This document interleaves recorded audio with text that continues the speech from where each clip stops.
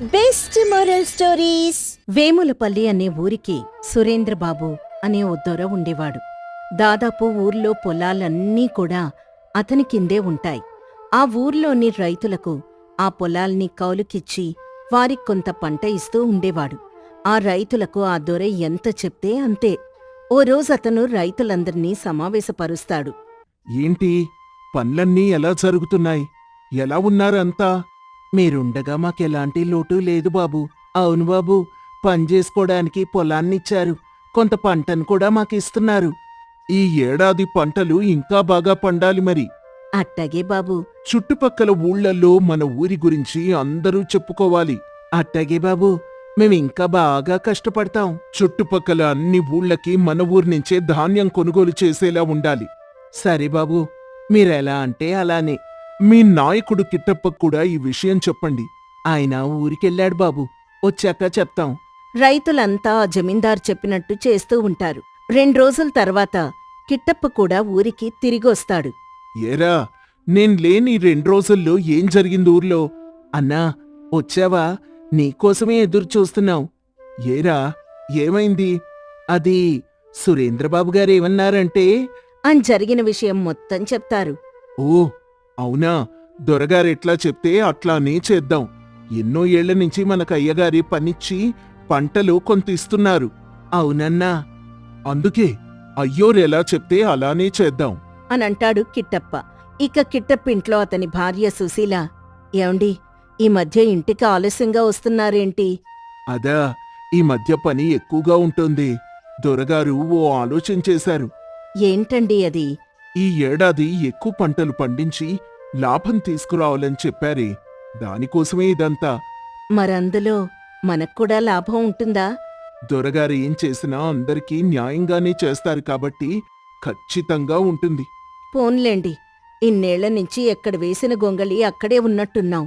ఈసారైనా ఓ మెట్టు ఎదుగుతామంటే దానికోసం ఎంతైనా కష్టపడచ్చు నిజమేనే అనంటాడు కిట్టప్ప. అలా ప్రతిరోజూ చాలా కష్టపడుతూ అంతా పనిచేస్తూ ఉంటారు. అనుకున్న విధంగానే ఆ ఏడాది ఎక్కువ పంట పండుతుంది. దాంతో శభాష్, మీరంతా కష్టపడి నేను చెప్పినట్టే చేశారు. ఈ ఏడాది చాలా ఎక్కువ లాభం వచ్చింది. సంతోషమయ్యా. సరే, ఇక మీదట కూడా ఇలానే కష్టపడండి. అట్టాగే బాబూ. బాబూ, ఈ ఏడాది ఎక్కువ పంట పండింది కదా, ఇక నుంచి మాకేమైనా కాస్త ఎక్కువ వాటా ఉంటుందా? మీకెందుకురా ఈ లాభాలివన్నీ? పనిచేసినందుకు ఎంతివ్వాలో అంత ఇస్తున్నాను, సంతోషించండి. అది కాదు బాబూ, ఇన్నేళ్ల నుంచి చేస్తూనే ఉన్నాం కదా, మేం కూడా ఓ మెట్టు ఎదుగుతామని. ఏంట్రా, లాభాలు చూసేసరికి నోరు లేస్తోందందరికీ?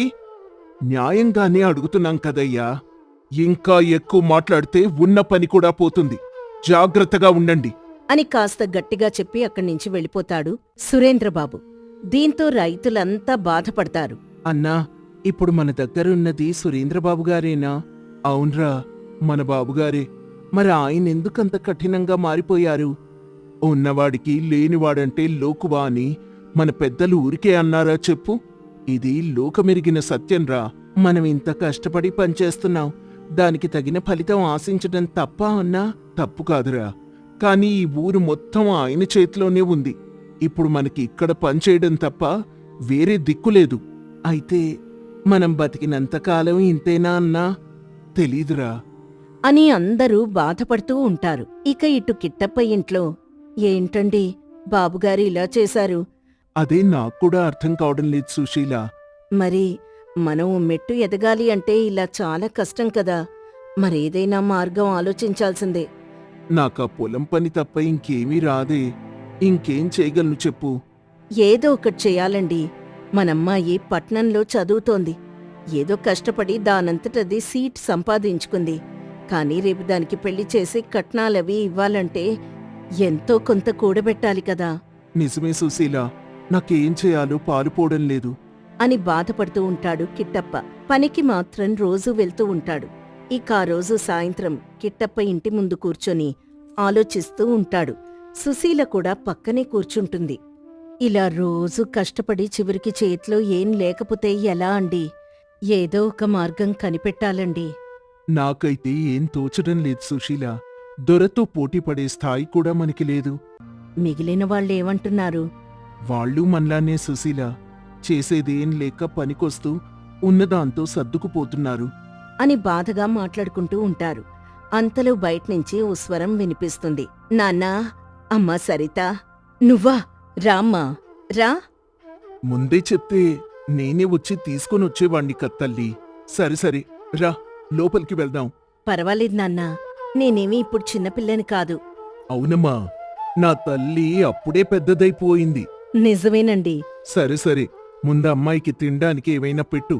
లోపలికి వెళ్ళండి. లోలోపల మాత్రం కిట్టప్ప బాధపడుతూ ఉంటాడు. సరితకి ఇదర్థం అవుతుంది. కాసేపటికి కిట్టప్ప లోపలికొస్తాడు. నాన్నా, ఇక్కడంతా బాగానే ఉందా? ఆ తల్లి, అంతా బాగానే ఉందిరా. సరే నాన్నా. ఓ 2 రోజుల తర్వాత కిట్టప్ప ఇంటికి చాలా బాధగా తిరిగొస్తాడు. ఏంటన్నా, చాలా దిగులుగా కనిపిస్తున్నారు? ఏం లేదు తల్లి. ఇక్కడ ఏదో అన్యాయం జరుగుతుందని నాకు తెలుసు నాన్నా. మొన్న నువ్వు అమ్మ మాట్లాడుకుంటుంటే విన్నాను. ఓ, వినేశావా? నీకు తెలియందే ఉందమ్మా. మన జమీందారు గురించి ఎప్పుడూ ఉండేదే. కానీ ఎప్పుడూ నిన్నిలా చూడలేదు నాన్నా. ఎంత కష్టపడినా మాకు ఫలితం ఉండడం లేదు. అడిగితే షరతులు విధిస్తున్నారు. ఇది ముందు చెప్పారు కదండి. కొత్తగా ఏం జరిగింది? ఇక ఇప్పుడు కొత్త షరతులు విధించారు. పంట పండిన తర్వాత పంటలో పైభాగమంతా ఆయిందట, కింద భాగం మనదట. అయ్యో, అదేంటండి? అలా అయితే అసలు మనకేం వస్తుందని? నాకేం అర్థం కాలేదమ్మా. వరి పండిన తర్వాత దానికి సంబంధించిన పంటంతా ఆయింది, మిగిలిన గడ్డంతా మనదట. అమ్మో, ఎంత మోసం, ఎంత మోసం! ఇక్కడ చాలా అన్యాయం జరుగుతుంది నాన్నా. దీన్నాపాలి మనం. అదంత సులభం కాదమ్మా. దొరకి ఎదురు చెప్పడం అంటే ప్రమాదం. ఎదురు చెప్పాల్సిన అవసరం లేదు నాన్నా. బుద్ధితో గెలవాలి అని మరుసటి రోజు సరిత సురేంద్రబాబు దగ్గరికి వెళ్తుంది. బాబుగారు, నేను చిన్న పొలం కౌలుకి తీసుకోవాలి. నీకు వ్యవసాయం వచ్చా అమ్మాయి? వస్తుంది బాబుగారు. ఒక అవకాశం ఇవ్వండి. సరే, నీకు ముందే ఈ షరతు గురించి తెలిసే ఉంటుంది. పంటలో పైభాగం నాది, క్రింది భాగం నీది. అలాగే బాబుగారు. సరిత బంగాళదుంప పంట వేస్తుంది. కొన్ని నెలల తర్వాత పొలం నిండా పంట పండుతుంది. ఇదిగోండి, మీరు షరతు పెట్టిన విధంగానే కింది భాగం నాది, పైభాగం మీది. ఇదేంట్రా, పైభాగమంతా ఆకులే? మీరడిగింది పైభాగమే కదా బాబుగారు. తీసుకోండి. దీంతో సురేంద్రబాబుకి కోపం వస్తుంది. అయితే ఈసారి పైభాగం నీది, క్రింది భాగం నాది. సరే బాబుగారు అనంటుంది. కొన్ని నెలల తర్వాత సరిత గోధుమ పంట వేస్తుంది. బాబుగారు, మీరు కోరినట్టుగా పైభాగం నాదే, కింది భాగం మీది మళ్ళీ నాకేం మిగల్లేదు అని కోపంగా అంటాడు. మీరు చెప్పినట్టే చేశాను బాబుగారు. నువ్వు నన్ను మోసం చేస్తున్నావమ్మాయి. సరే, ఈసారి పైభాగం కింది భాగం నాది, మధ్య భాగమే నీది. సరే బాబుగారు. ఈసారి సరిత చెరుకు పంట వేస్తుంది. అది చాలా బాగా పండుతుంది. బాబుగారు, మీరడిగినట్టుగానే కింది భాగం పై భాగం మీదే, మధ్య భాగం మాత్రమే నాది. అమ్మాయి, అసలు ఏంటి నువ్వు చేస్తున్నది?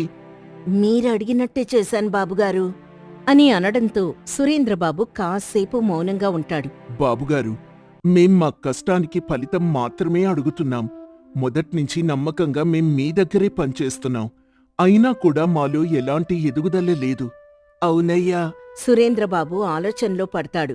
కాసేపటికి, సరిత, నువ్వు నాకీరోజు అసలు నిజం అర్థమయ్యేలా చేశావు. బాబుగారు, నేను మిమ్మల్ని ఓడించాలని అనుకోలేదు.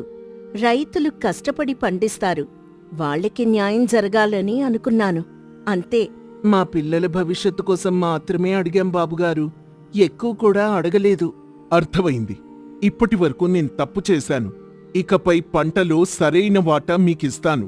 మీరు కొనుక్కుంటాము అంటే భూములు కూడా మీకే తక్కువ ధరకే అమ్ముతాను అని అనడంతో రైతులంతా ఆనందంతో ఒకరినొకరు చూసుకుంటారు. కిట్టప్ప ఈ విషయం సుశీలతో చెప్తాడు.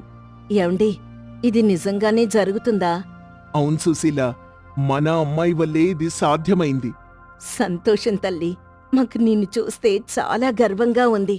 మన దగ్గర బలం లేనప్పుడు బుద్ధితో పోరాడితే మనం గెలవగలం నాన్నా. చాలా బాగా చెప్పావు తల్లి. అనంటాడు కిట్టప్ప. ఆ రోజు నుంచి ఆ గ్రామంలో రైతులంతా చాలా సంతోషంగా జీవిస్తూ ఉంటారు.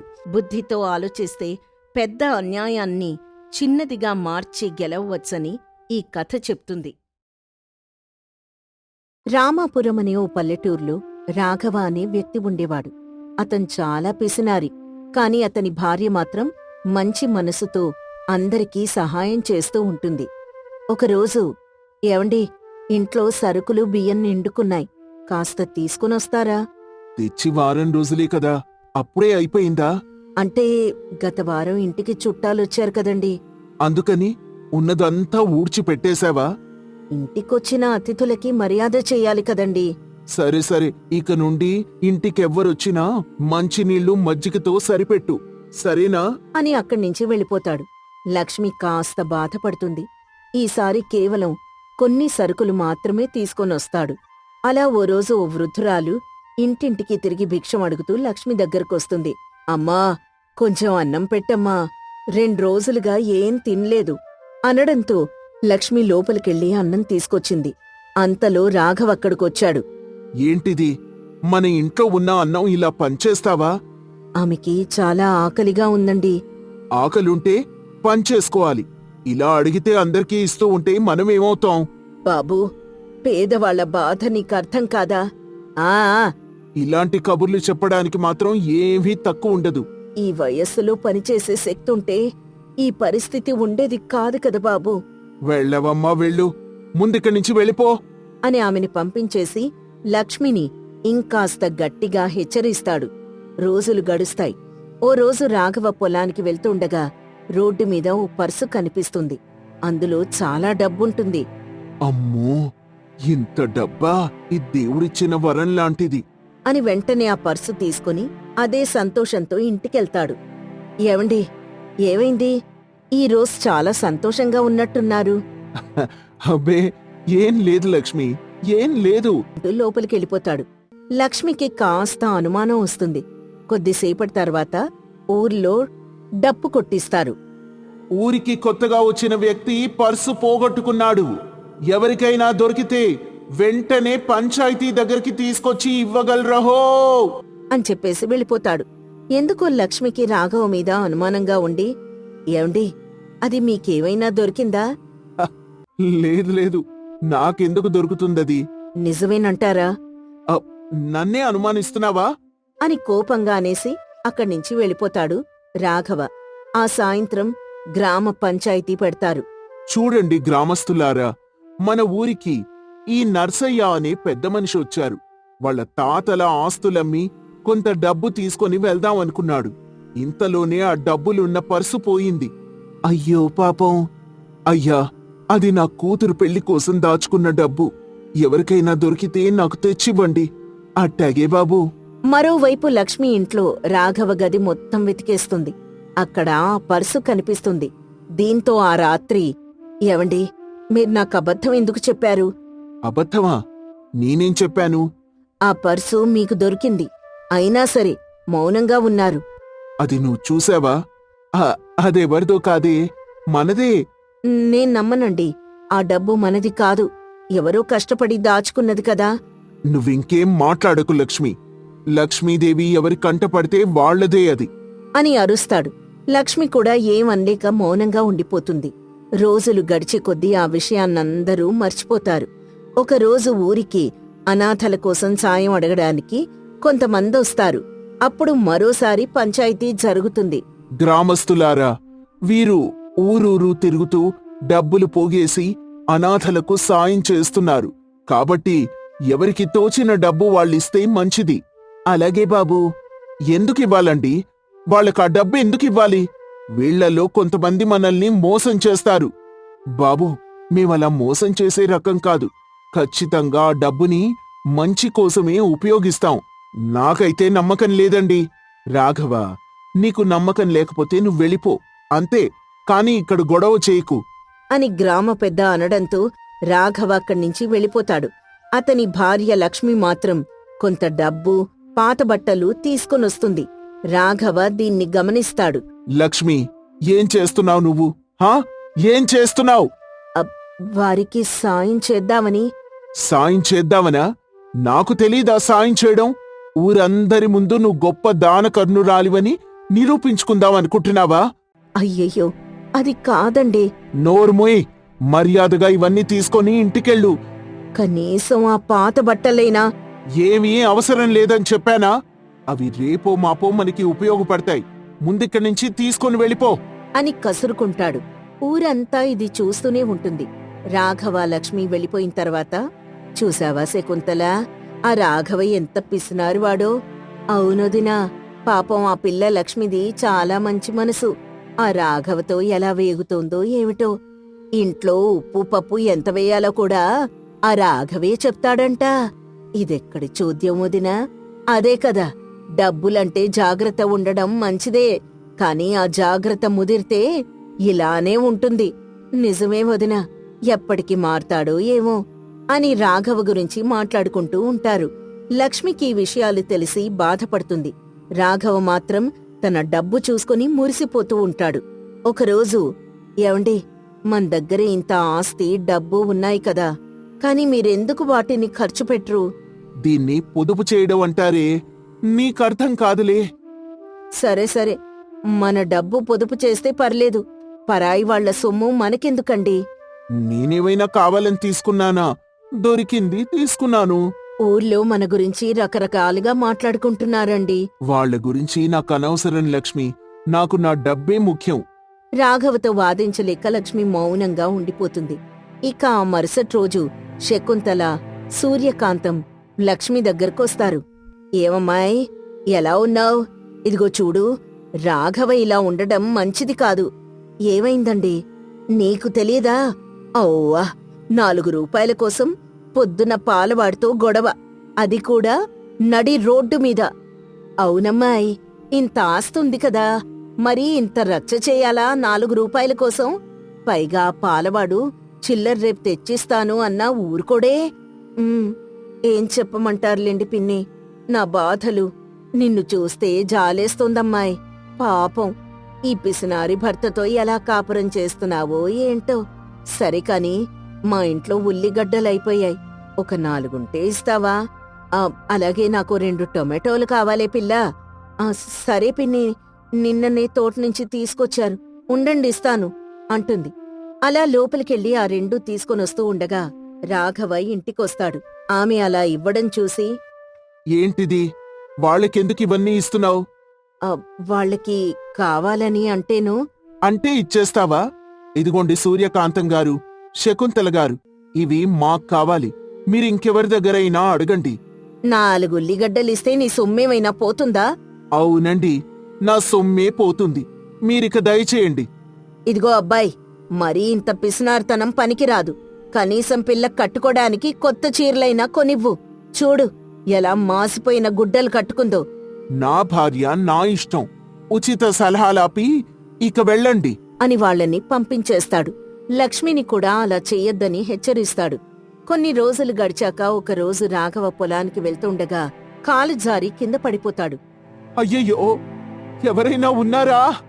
సహాయం చేయండి. ఆ సమయంలో ఎవ్వరూ ఉండరు. కాసేపటికి ఆ వృద్ధురాలు అక్కడికొస్తుంది. అయ్యో బాబూ, ఏమైంది? నువ్వా? కాళ్ళు నొప్పిగా ఉన్నాయి, లేవలేకపోతున్నాను. పర్వాలేదు బాబూ, నేను నెమ్మదిగా లేపుతాన్లే, ఉండు అని ఆమె తన శక్తి మేరకు రాఘవను లేపి ఇంటికి తీసుకెళ్తుంది. రాఘవ సిగ్గుపడుతూ, నిన్ను నేను ఖాళీ కడుపుతో పంపించేశాను, అయినా నువ్వు నాకు సహాయం చేస్తున్నావు. ఎవరెలా ప్రవర్తించినా మనం మన మంచిని వదలకూడదు. రాఘవనలా చూసిన లక్ష్మి, అయ్యయ్యో, ఏమైందండి మీకు? కాస్త కాలు జారి పడిపోయాడమ్మా, జాగ్రత్తగా చూసుకో. మీరు నాకు చాలా పెద్ద ఉపకారం చేశారమ్మా అంటుంది లక్ష్మి. ఆ రాత్రి రాఘవ లక్ష్మితో, లక్ష్మి, నేను చాలా తప్పు చేశాను. ఏమైందండి? ఏం చేశారు? ఆ పర్సు విషయం, ఆ వృద్ధురాల్ని పంపించడం, నిన్నందరి ముందు అవమానించడం అన్నీ తప్పేనే. రేపుదయం పంచాయతీకి వెళ్ళి ఆ డబ్బు తిరిగిచ్చేస్తాను. పోన్లేండి, ఇప్పటికైనా అర్థం చేసుకున్నారు. ఇక నుంచి నేను కూడా నాకు వీలైనంత సాయం చేస్తాను లక్ష్మి. మీరు నిజంగా మారితే అంతకంటే సంతోషం ఏముందండి? ఇన్నాళ్ళు ఎంత డబ్బుంటే అంత ఆనందం అనుకున్నాను లక్ష్మి, కాని అది తప్పని అర్థమైంది. అంటాడు. అప్పట్నుంచి రాఘవ మెల్లమెల్లగా మారతాడు. డబ్బు దాచుకోవడం మంచిదే, కాని మనసు కోల్పోయేంత పిసినార్తనం మనిషిని ఒంటరిని చేస్తుంది. మంచి మనసే అసలైన సంపద.